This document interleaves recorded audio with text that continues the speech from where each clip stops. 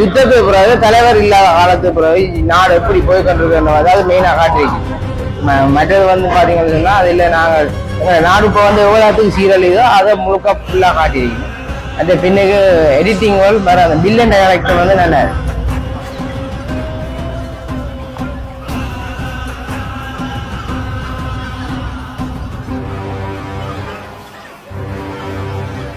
நல்ல படம் முதல்ல நடிச்சிருக்கிறார் கதாபாத்திரத்துக்கு ரொம்ப நல்லா இருக்கு. படம் எப்படி இருந்தது? நல்லா அதாவது எழுத திரைப்படம் அதிகமா விரும்ப மாட்டாங்க. உங்களுக்கு இந்த திரைப்படம் அப்படி தெரியல, நார்மலா ஹேண்டில். எங்க சாங்ஸ் எல்லாம் நல்லா, சாங்ஸ் எல்லாம் நல்லா.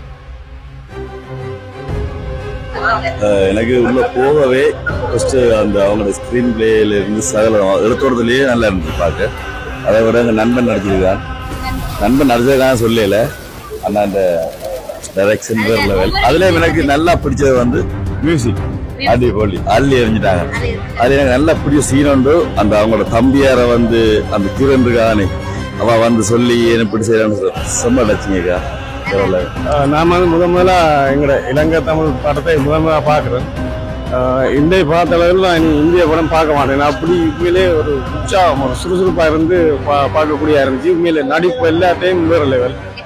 படம் ஸ்ரீலங்கால வந்து அதாவது யாழ்ப்பாணம் ஈழ சினிமால வந்து இது பெஸ்ட் மூவி என்னதான் நான் சொல்லுவேன். டிரெக்டரை பற்றி நான் சொல்றது நிறைய இருக்குது. அவர் ஒரு ஆச்சரியமான ஒரு சிம்பிளான பிரமிக்கக்கூடிய ஒரு டைரக்டர். அவர் என்னன்னு சொன்னால், நான் படப்பிடிப்பு தளத்திலையும் பார்த்திருக்கேன், அவரை நேர்லையும் பார்த்திருக்கேன், பல சந்தர்ப்பங்களில் பார்த்திருக்கேன்.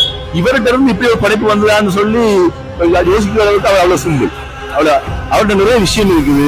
இவர் 3வது படமா இருந்தாலும் அவர் இன்னும் 100 படங்கள் சாதிப்பாங்க நம்பிக்கை இருக்குது. அருமையான டைரக்டர். படம் நல்லா இருந்தது. பிரகாஷ் வந்து கடுமையா உழைச்சிருக்கிறார். பிரகாஷின் அந்த உழைப்பு தெரியுதா, ஒரு பெரிய வேலையை செஞ்சிருக்கிறார். அது பார்க்க தெரியுது. இது ஒட்டுமொத்தமா இது பிரகாஷுக்கு போய் சேர வேண்டிய ஒரு படம். பிரகாஷுக்கு வாழ்த்து.